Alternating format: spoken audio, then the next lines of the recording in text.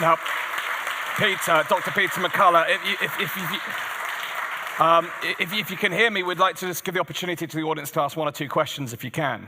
Are you able to do so? Sure. So firstly, we can quite clearly see that Dr. Peter McCullough is in the morning in the US at the speed at which he went through that presentation, fresh off his coffee. We're just going to have one or two questions from the room before we move on to our panel. So any hands here, please?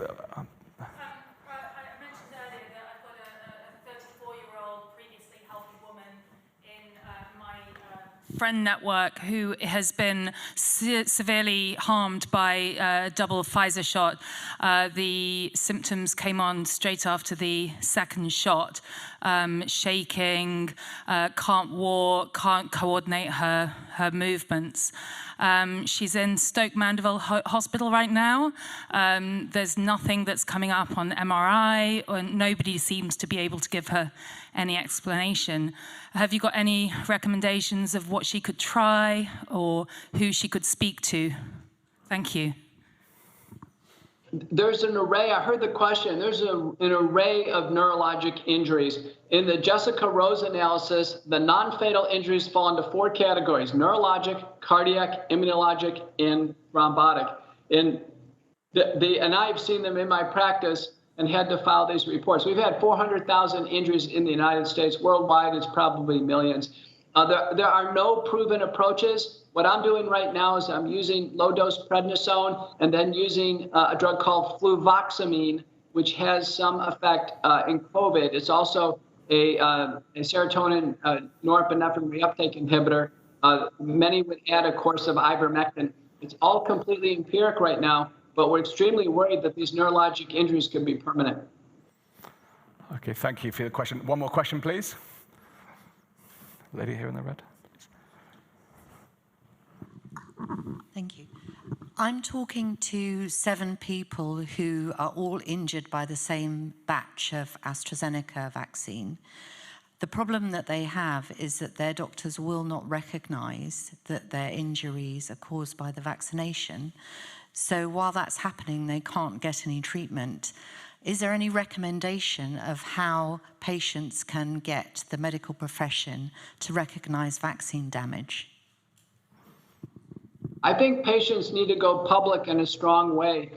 Doctors have been completely sold on the vaccine and are refusing to admit that the vaccine is causing injury. Most doctors have taken the vaccine themselves unquestionably, and even some doctors now have vaccine injuries. So they have to raise public awareness.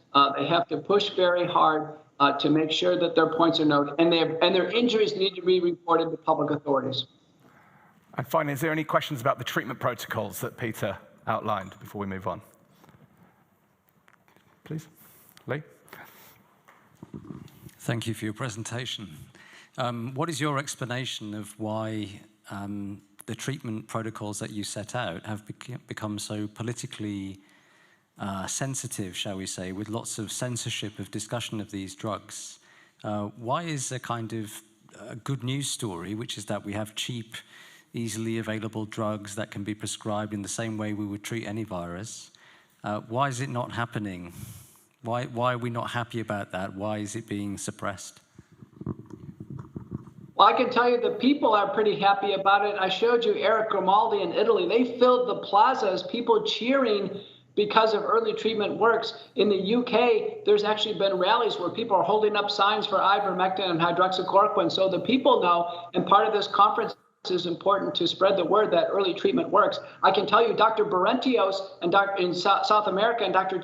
Chetty in South Africa have found ivermectin, hydroxychloroquine so politicized, they actually don't use it in the protocol, but they use enough drugs on the back end to successfully treat thousands of patients as an outpatient. So no particular drug is essential to the outpatient protocol. The main thing is the combination.